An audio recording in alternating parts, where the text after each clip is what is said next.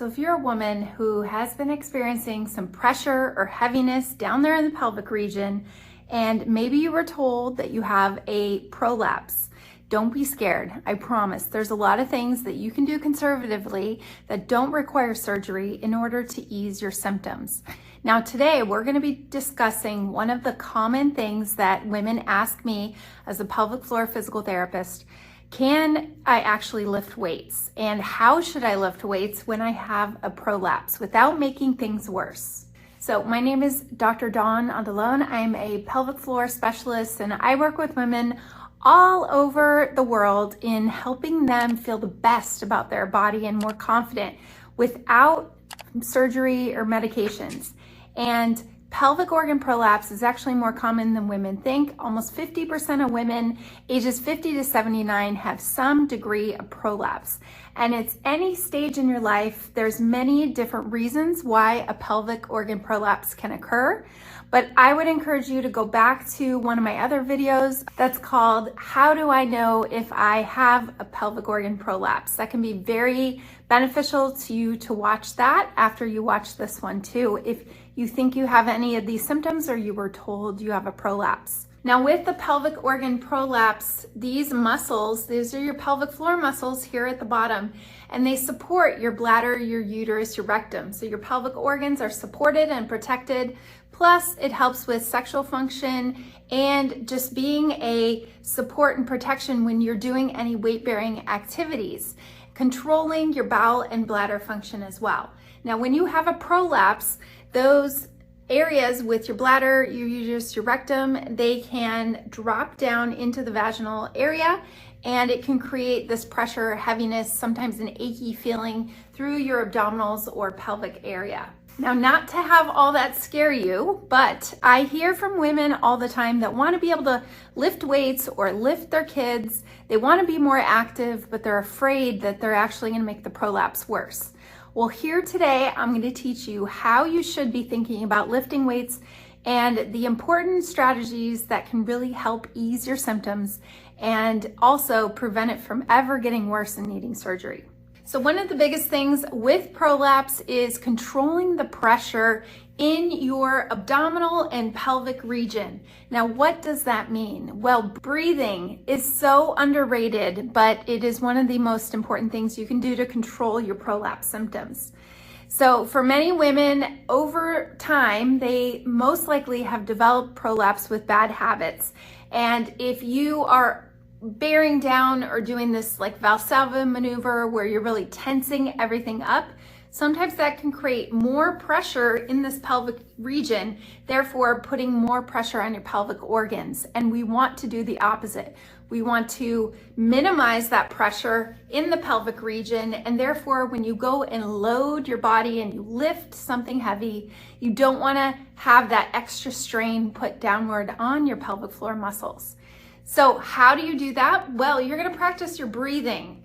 Breathing is one of the best things that you can do to alleviate pain in your back, your pelvis, your hips, but also be able to help ease prolapse symptoms.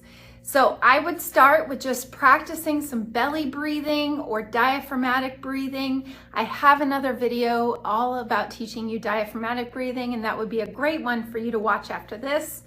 But if you take your hands, you're lying on your back with your knees bent in a nice relaxed position, and you take your hands over your belly, and you want to think of inhaling and exhaling and seeing the rise and fall in your abdominal area. Now, most women, we tend to breathe up here from our neck and shoulders a lot, creating a lot of tension. So normally you should be able to get that air down into the belly and the pelvic region and also through the rib cage. So if we practice breathing from the belly and just being mindful of what your body is capable of doing and taking it out of your neck and shoulders and doing about 10 times of that, and then taking your hands around your rib cage and doing some inhales and exhales there.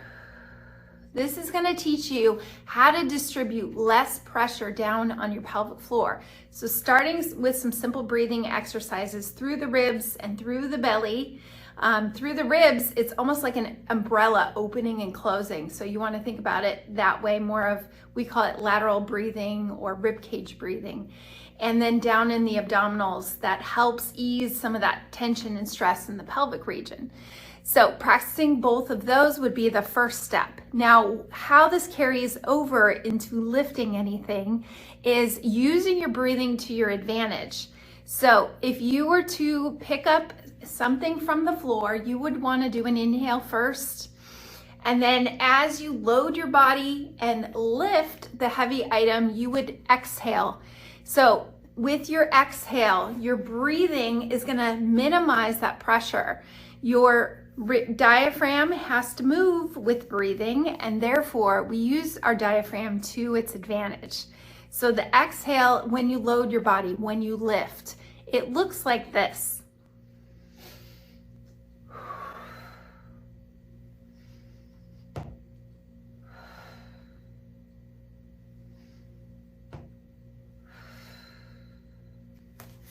So as you can see, I'm using my breathing, I'm using my exhale when I do that deadlift and I lift the kettlebell, and I'm exhaling while I am drawing in my muscles from here. So you may think of it like a Kegel exercise, or tensing and closing that vaginal area, vaginal opening. At the same time, you're drawing those lower abdominal muscles in. So thinking of hugging your abs in toward your spine, rather than pushing and bearing down, what a lot of people tend to do when they're lifting anything heavy.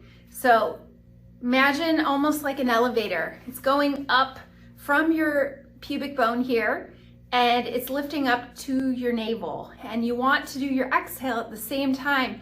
You're closing and lifting those muscles. That's going to act like a protection of those pelvic organs and really utilize your pelvic floor muscles the way they are meant to be used. Now, loading your body is going to put more stress and tension and pressure down there, so you're trying to protect it by using the muscles and using the breathing to your advantage. So try it. Inhale first, and then exhale, engage those muscles as you lift.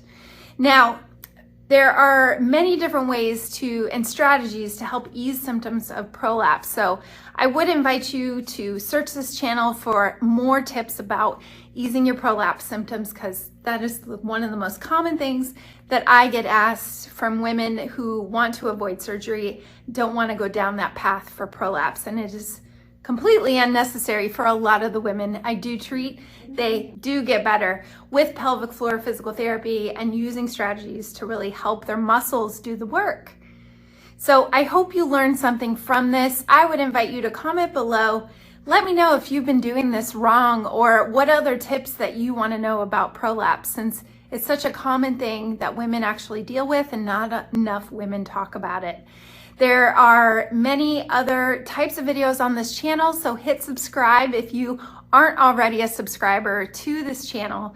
We have videos about Pilates, women's health topics, all sorts of things to help guide you to optimize your health and help you lead a happier, healthier life as a female. So thank you so much for watching.